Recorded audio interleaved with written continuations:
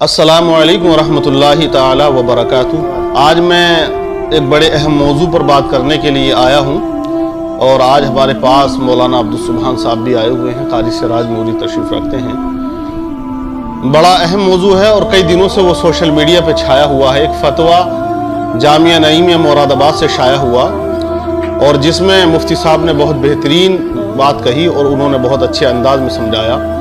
उन्होंने कहा कि जो तकरीर किया करते हैं, जलसों में जाते हैं और वो जो नजराने तय किया करते हैं, वो नजराने तय करना जायज़ नहीं है और उसकी कीमत लेना ये जायज़ नहीं है।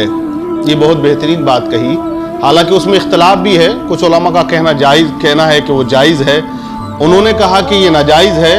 तो बड़ी बहसबाजी इस पे छिड़ी हुई है, इख्तलाफ भी इसके अंदर पाया जाता है। लेकिन बहुत अच्छी बात उन्होंने ये कही है, हम उनके फतवे का सम्मान करते हैं और उनकी बात को हम मानते हैं, तस्लीम करते हैं, क्योंकि जामिया नईमिया मुरादाबाद का एक कदीम इदारा है और एक ज़िम्मेदार इदारा है और वो दीन और सुन्नियत का काम किया करते हैं। अल्लाह उस इदारे को और तरक्की और उरूज अता फरमाए। आज का जो दौर है पुरफितन दौर है, हालात बद से बदतर होते जा रहे हैं। उलमा का मामला भी यही है।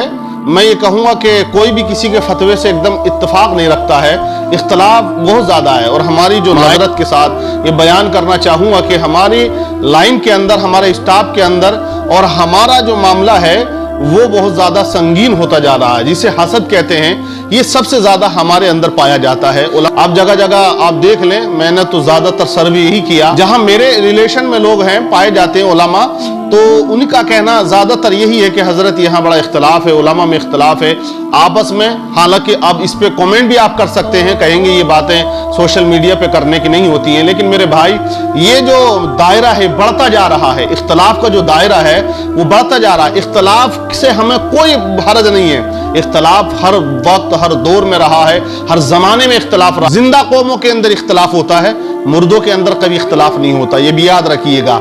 लेकिन इसे हसद कहते हैं, ये हसद नहीं होना चाहिए, क्योंकि मामला ये है कि आज अगर शैतान हसद किसी को बेच रहा है तो वो पढ़े लिखे लोगों को बेच रहा है। हजरात आप देखें, इमाम बुखारी रहमतुल्लाह अलैह, वो शख्सियत हसद का कितना बड़ा शिकार हुए। वो आप देखें इमाम बुखारी, कौन इमाम बुखारी, शायद नौजवान तबका आज का नहीं जानता हो कि इमाम बुखारी की शख्सियत कौन शख्सियत है, कैसी शख्सियत है। इमाम बुखारी वो हैं जिन्होंने बुखारी शरीफ लिखी, वो किताब लिखी जो कुरान अजीम के बाद सबसे बड़ी किताब मज़हब इस्लाम में मानी जाती है और उसका मकाम, उसका मर्तबा बहुत ऊंचा है, जिसके अंदर इमाम बुखारी रहमतुल्लाह अलैह ने मेहनत और मशक्क़त करके एक एक हदीस को नोट किया है, उसमें दर्ज फरमाया है।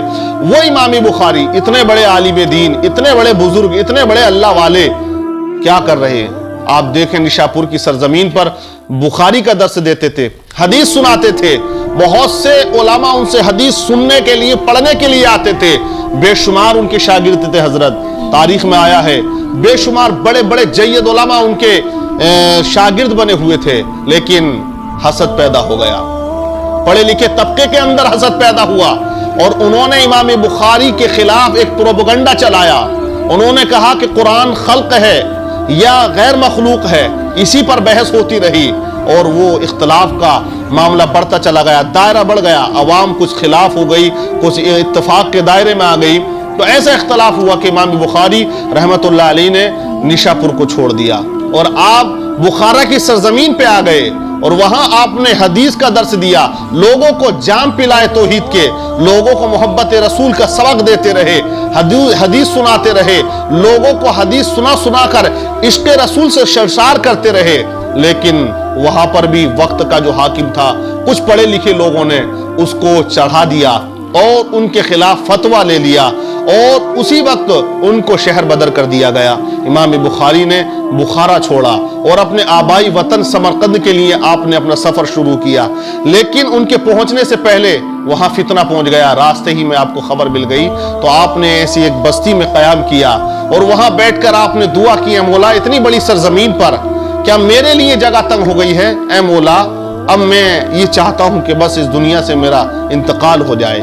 آپ نے چاہا مولا مجھے تو اپنا قرب عطا فرما دے اور تو مجھے اپنی بارگاہ میں بلا لے۔ آپ کی دعا قبول ہوئی، آپ بیمار ہوئے اور وہیں آپ کا وصال پاک ہوا۔ 265 ہجری میں آپ اس فانی دنیا کو خیر آباد کہہ کے چلے گئے۔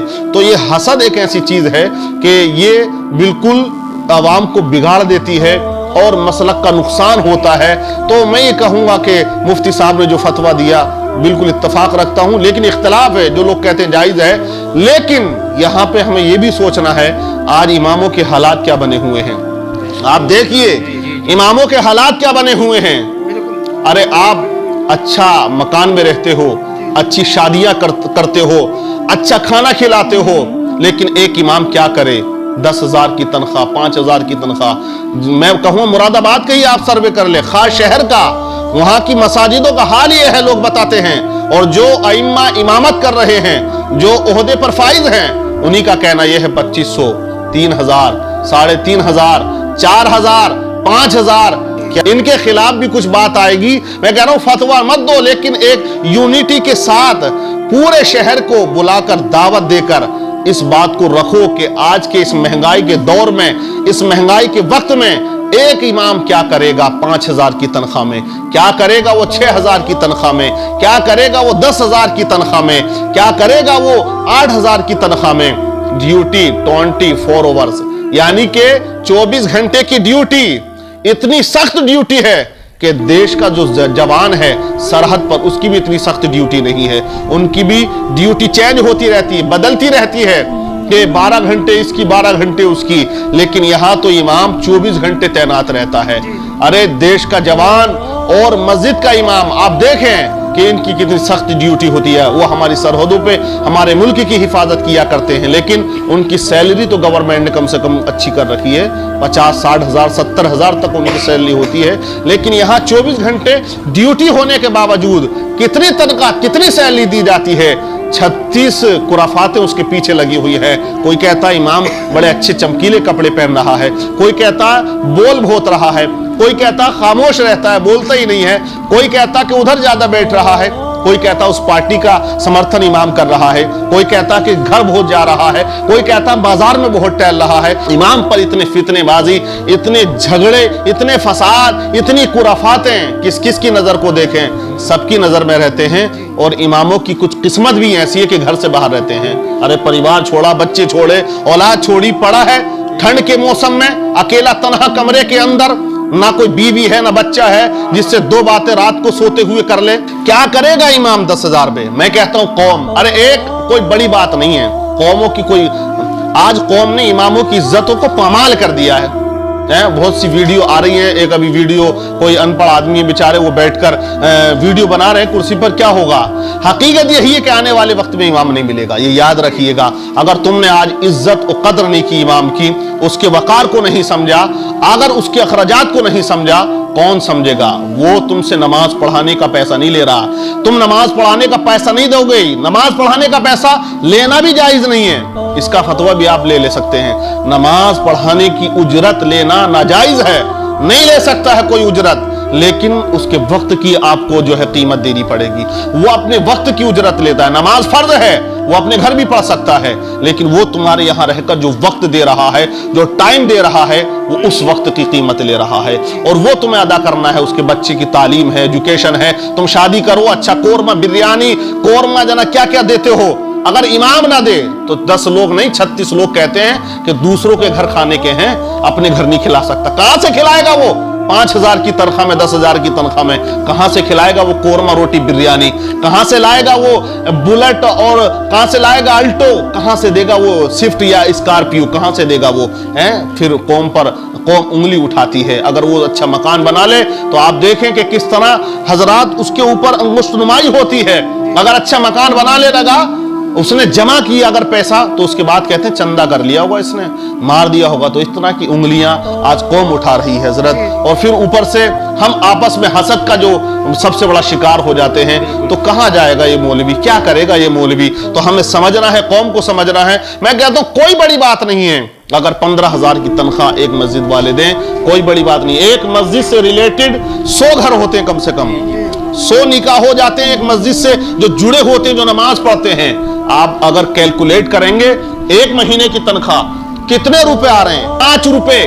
क्या कीमत है 5 रुपए की? तेरा बच्चा 5 रुपए क्या पार्ले जी खा जाता है, टॉफी खा जाता है, चॉकलेट खा जाता है, दिन में 10 बार खाता है, वो 10-20 रुपए यूं उड़ा देता है। तेरा बच्चा अगर गुटखा खाने वाला तो वो 10 रुपए का गुटखा गगन यूं उड़ा के खा देता है। तो 5 रुपए की कोई औकात नहीं।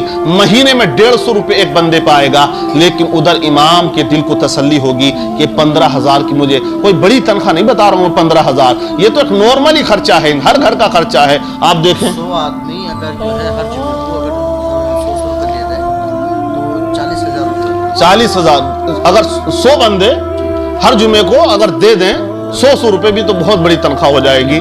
20,000 भी तनख्वाह आप कर दें तो उसका घर भी चलेगा, वो नमाज भी इत्मीनान के साथ पढ़ाएगा। अब और सुने आप जो भी कहना कमेंट में आप कहते रहें कि क्या मैं गलत कह रहा हूं तो आप मुझे बता सकते हैं। आप खुद सोचें, अरे सरसों का तेल कितने रुपए लीटर था? गुज़िश्ता साल 80 से 70 था, आज 180 से 200 रुपए हो गया। क्या 200 रुपए का सरसों का तेल बढ़ा? किसी इमाम की तनख्वाह बढ़ी? नहीं बढ़ी, बल्कि घटा दी गई है। लॉकडाउन में तो हालात बहुत बद से बदतर कर दिए थे, जिनकी 10 थी डायरेक्ट 5 दे रहे थे कि चंदा नहीं हुआ, ये नहीं हुआ। तो कौम हमारे काम में नहीं आएगी तो कब काम में आएगी? उलमा के काम में आए, इमामों को अदब व एहतराम की नजर से देखे, खुराफातों से ना देखे और उसके पीछे ना लगे कि वो उसकी बीवी